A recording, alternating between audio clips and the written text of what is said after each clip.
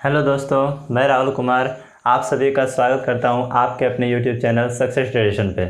तो दोस्तों, हम लोग 11th क्लास के फिज़िक्स में first chapter unit and dimension के 7th लेक्चर में आज हम लोग स्टार्ट करने वाले हैं 7th लेक्चर को। इसके पहले हमने 6ठे लेक्चर में आप लोगों से बात किया था वीमा के उपयोग यानी कि एप्लीकेशन ऑफ डायमेंशन के बारे में, जिसमें मैंने आपको 3 पॉइंट्स लिखवाए थे। फर्स्ट पॉइंट में हमने लिखवाया था कि डायमेंशन के यूज़ से हम किसी भी भौतिक समीकरण की सत्यता की जांच कर सकते हैं, और आपको सेकंड पॉइंट में मैंने लिखवाया था किसी भौतिक राशि का जो संख्यात्मक मान होता है उसको एक पद्धति से दूसरे पद्धति में बदलने के लिए हम लोग डायमेंशन का यूज़ करते हैं। और थर्ड मैंने आपको बताया था कि विभिन्न भौतिक राशियों के बीच संबंध स्थापित करने में हम लोग डायमेंशन का यूज़ करते हैं। तो दोस्तों, ये 3 पॉइंट मैंने आपको लिखवाया था, जिसमें से मैंने आपको फर्स्ट पॉइंट पिछले लेक्चर में पूरा डिटेल से मैंने आपको बता दिया है कि किस प्रकार से हम वीमा के उपयोग से किसी भौतिक राशि के बीच में सत्यता की जांच हम लोग कर सकते हैं। और आज हम लोग उसी कड़ी में आज हम लोगों का जो लेक्चर है हम लोग देखने वाले हैं सेकेंड पॉइंट, किसी भौतिक राशि के मान को मात्रकों की एक पद्धति से दूसरे पद्धति में कैसे बदला जाएगा, उसी बारे में हम लोग आज डिस्कस करने वाले हैं। और उसी संबंधित आज का हमारा ये लेक्चर काफ़ी इंपॉर्टेंट लेक्चर, जो कि आपके एग्ज़ाम की दृष्टि से और साथ ही साथ आपके नॉलेज के लिए बहुत इंपॉर्टेंट है। तो दोस्तों, आइए शुरू करते हैं इसका ये वीडियो। तो आइए दोस्तों स्टार्ट करते हैं। दोस्तों, आज का हमारा ये second point application of dimension. Application of dimension का मतलब होता है वीमा के उपयोग। एप्लीकेशन का मतलब होता है उपयोग। हम लोगों ने अब तक में जो डायमेंशन पढ़ा उसका आखिर कहाँ पर यूज़ है और कैसे यूज़ है, उसी के बारे में हम लोगों ने पिछले लेक्चर में बात करना स्टार्ट किया था, जिसमें से हम लोग सेकेंड पॉइंट के बारे में बात करने वाले हैं।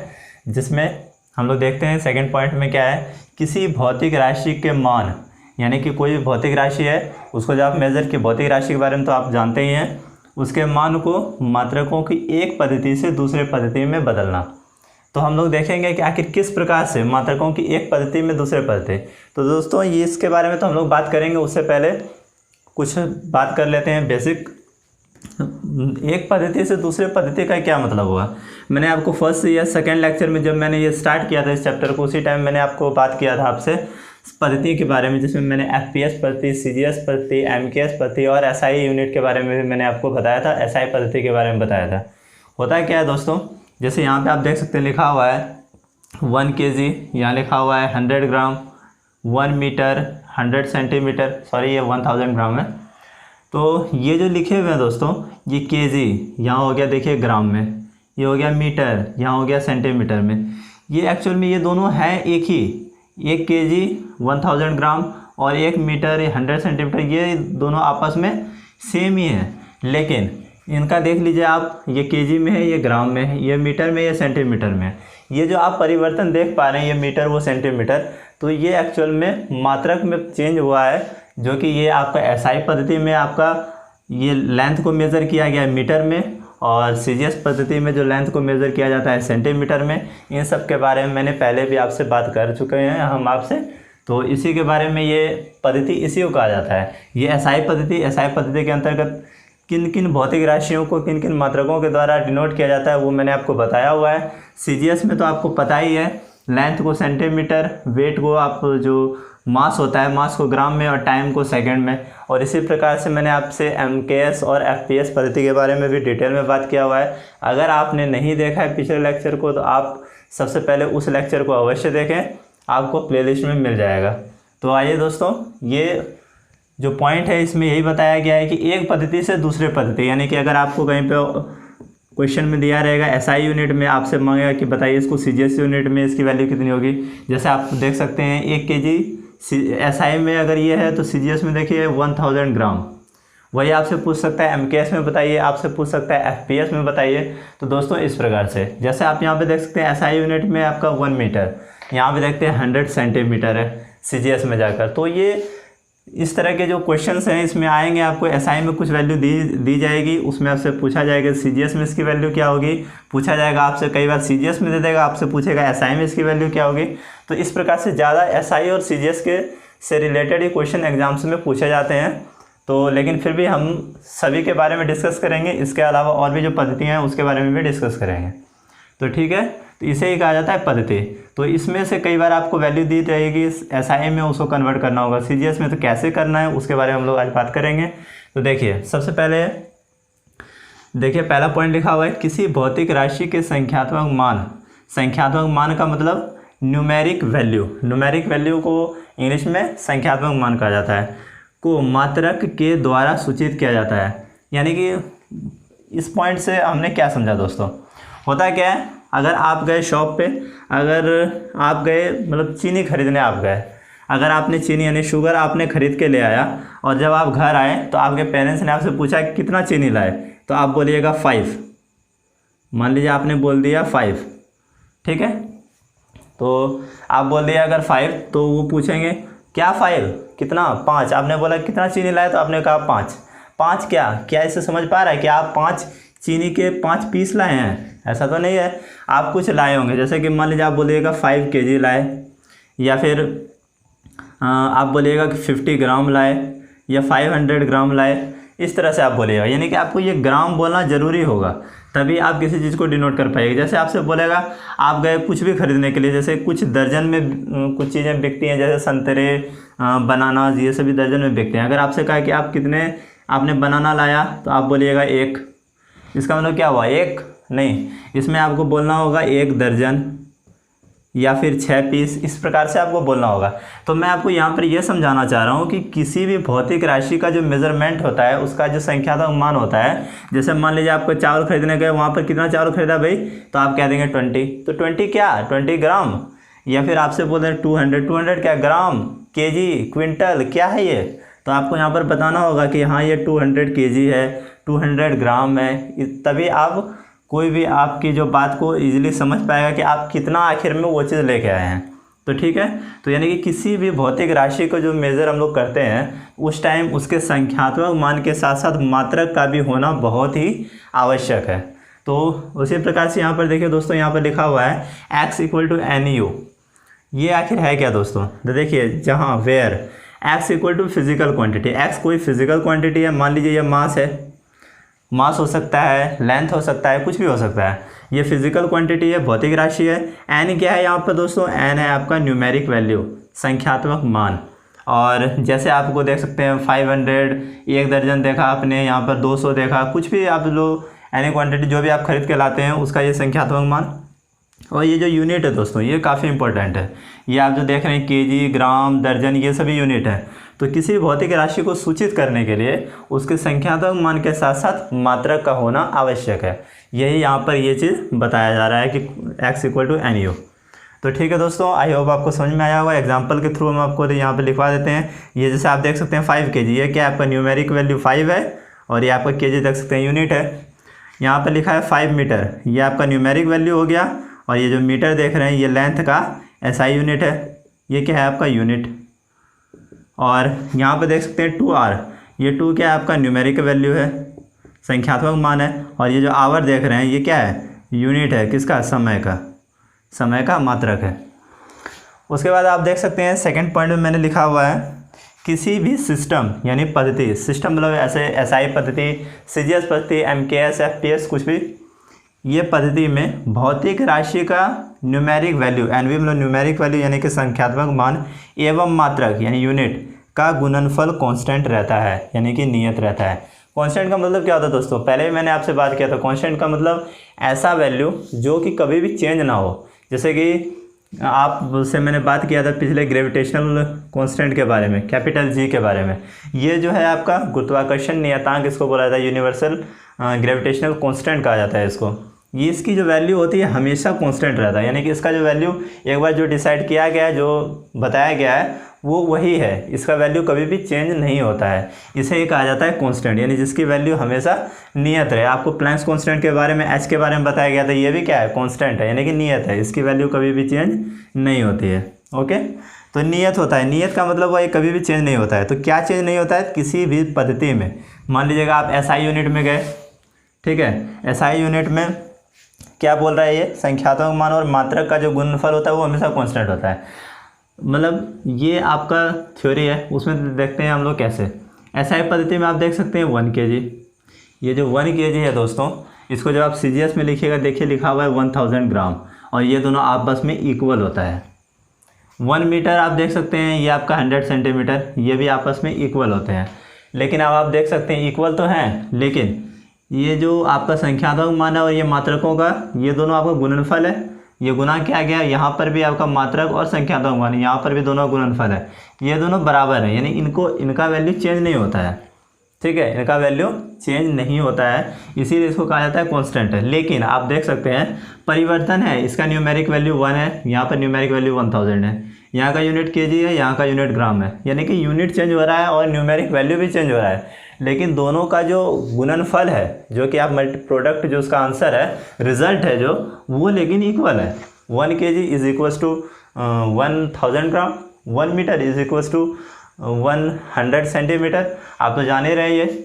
तो ये आपने क्या देखा, तो आपका संख्यात्मक मान चेंज हो गया, मात्रक चेंज हो गया, पद्धति बदल गई, लेकिन उसका जो प्रोडक्ट मतलब कि इन दोनों का जो गुणनफल है वो चेंज नहीं हो रहा है दोस्तों। तो यहाँ पे आप कह सकते हैं कि N1 U1, यानी हमने बोल दिया फर्स्ट पद्धति में आपका न्यूमेरिक वैल्यू और ये U1 है पहला पद्धति में मात्रक। उसके बाद देख सकते हैं इक्वल टू N2 U2, कहने का मतलब हुआ कि ये आप देख सकते हैं यहाँ पर N2, ये संख्यात्मक मान यहाँ चेंज हुआ, इसको हमने नाम दे दिया N2, और ये जो यूनिट है इसका नाम दे दिया U2। कहने का मतलब N1 U1 equal to N2 और U2, यही चीज़ मैंने आपका यहाँ पर फॉर्मूला लिखा हुआ है, जहाँ आप देख सकते हैं where N1 equal to numeric value of physical quantity in first system of unit, यानी कि प्रथम पद्धति में भौतिक राशि का संख्यात्मक मान।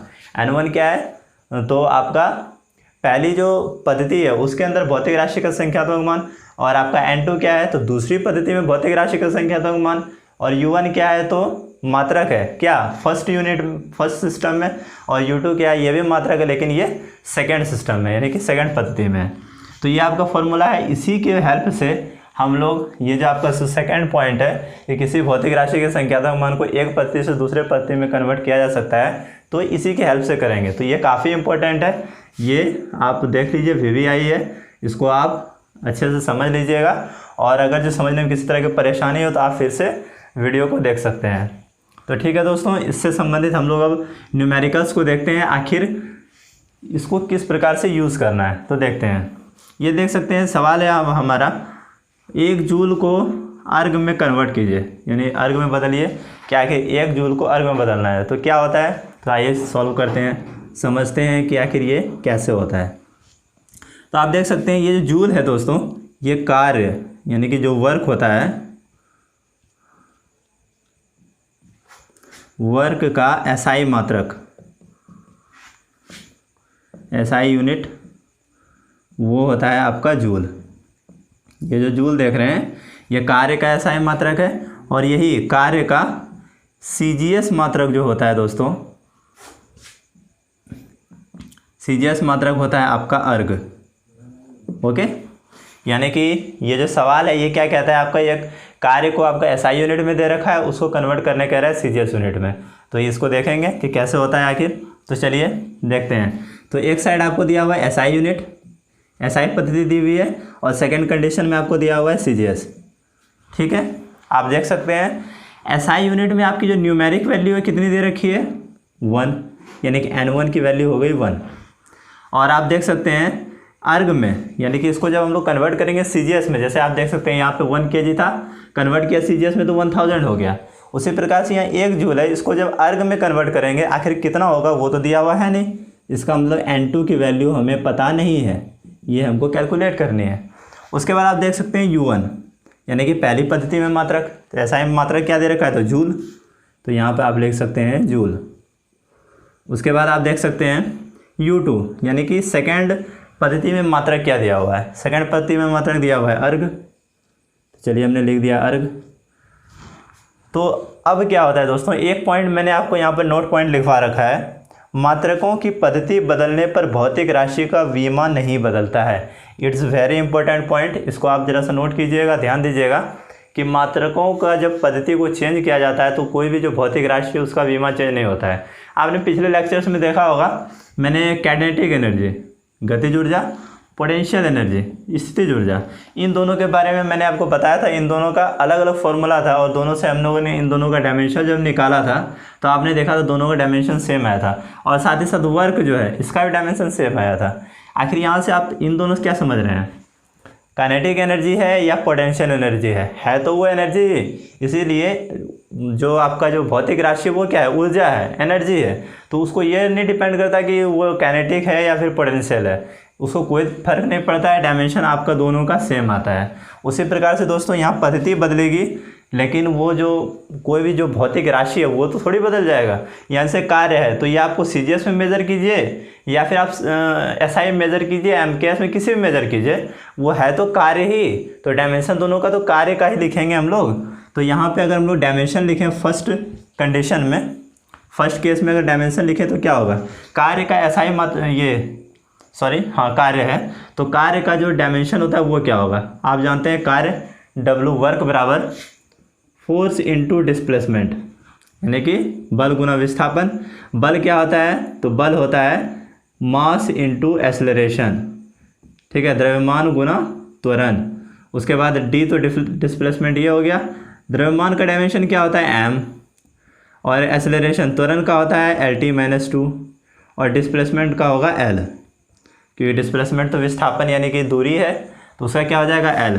तो इसका डायमेंशन देख सकते हैं आप, कुल मिला के क्या हो जाएगा m, L की पावर 1 यहाँ 1 है तो mL2 और T⁻⁻²। तो आपका डायमेंशन जो ये आपका निकला कार्य का क्या निकला, mL2 T⁻²। तो आप यहाँ लिख सकते हैं mL2 T⁻²। तो एक्चुअल में ये सभी चीज़ें फर्स्ट की हैं, फर्स्ट केस की, तो हम सबके नीचे 1 1 दे देंगे। उसी प्रकार से जब हम लोग इस साइड जाएंगे तो यहाँ पर भी डायमेंशन क्या होगा, यहाँ पर भी डायमेंशन सेम होगा, mL2 और T⁻²। लेकिन ये सेकंड केस का है तो सभी m के नीचे m2 L2 T2 नाम दे देंगे। ये फर्स्ट केस का है तो m1 L1 T1 दे देंगे। तो आइए दोस्तों इसके आगे हम लोग देखते हैं कि आखिर कैसे चलना है, इसको मैं रफ करता हूँ। ओके, तो आइए दोस्तों बढ़ते हैं आगे। आप देख सकते हैं हमें N1 मिल गया, U1 मिल गया, N2 हमको निकालना है और U2 हमें पता है। तो जानते हैं, चूँकि we know that हम जानते हैं कि N1 U1 = N2 U2, और हमें निकालना है किसकी वैल्यू, N2 की। तो N2 को रखेंगे एक तरफ, इधर हमने रख लिया N2 को, और बाकी सभी को इस साइड N1 U1, ये वाला U2 इधर मल्टीप्लाई में इस साइड भेजेंगे तो ये हो जाएगा डिवाइड में। इसका मतलब N2 की हमें वैल्यू निकालनी है तो N2 = क्या हो जाएगा दोस्तों, हो जाएगा N1 × U1 / U2।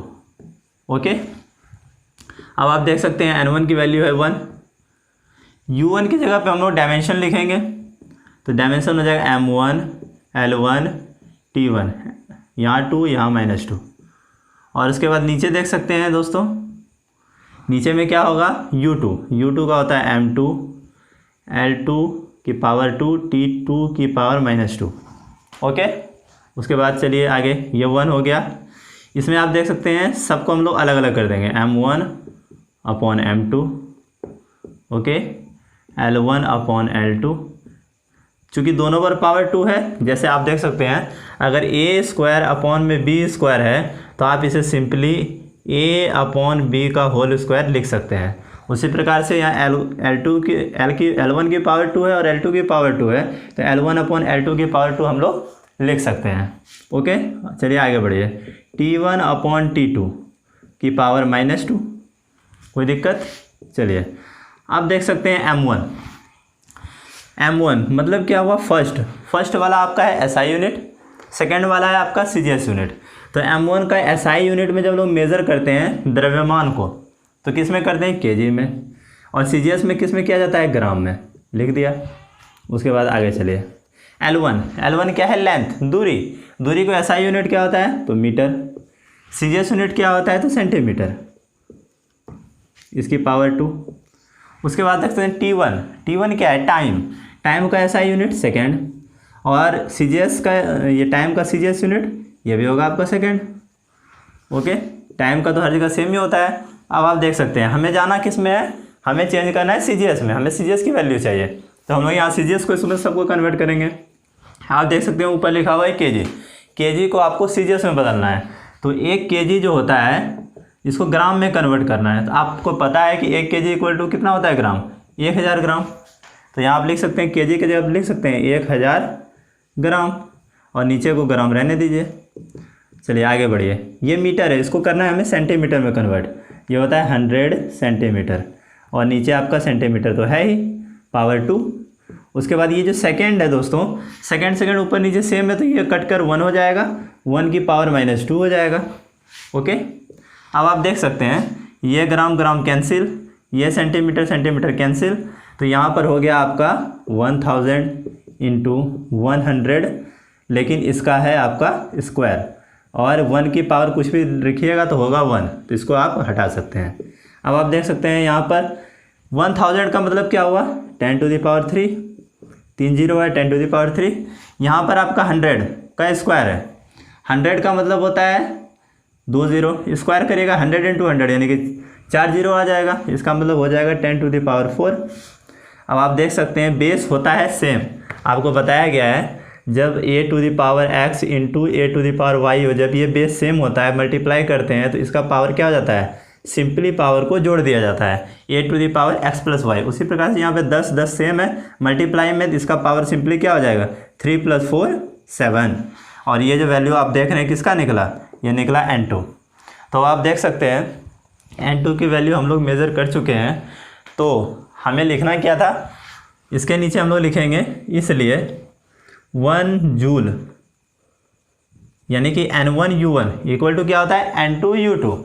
N2 की वैल्यू हमें क्या मिली 10 टू द पावर 7 और U2 क्या है, तो है वो अर्ग।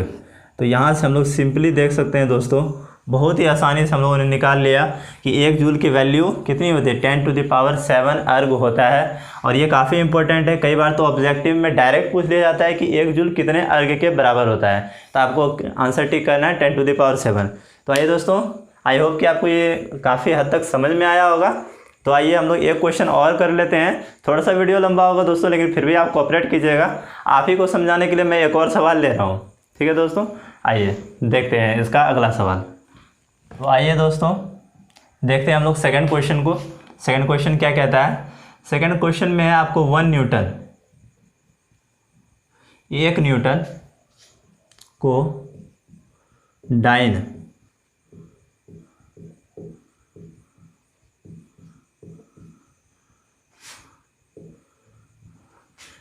में बदलें।